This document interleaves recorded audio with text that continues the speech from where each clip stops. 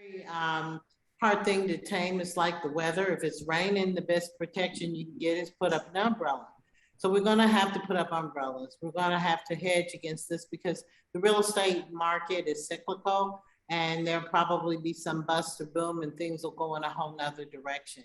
So there's housing, affordable housing, and then there's housing affordability. So affordable housing, we're going to use the low hanging fruit to get that done immediately, which is city owned property that we can build on. And then we have an opportunity with that property to have more control over what type of housing that we have there.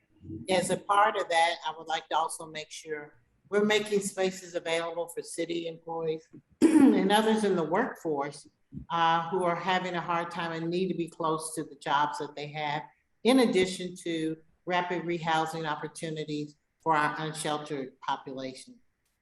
We have city-owned property in our land bank authority, getting those where either owners can directly benefit from them or nonprofits that we can work to get those properties built up, back online, and homeowners in them.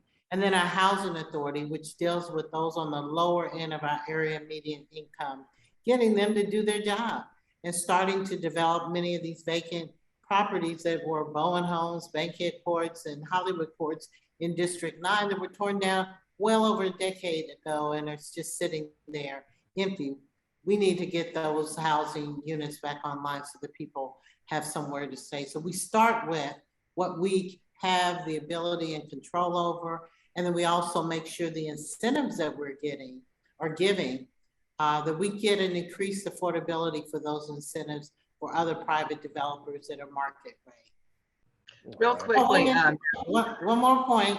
I forgot that was affordable housing.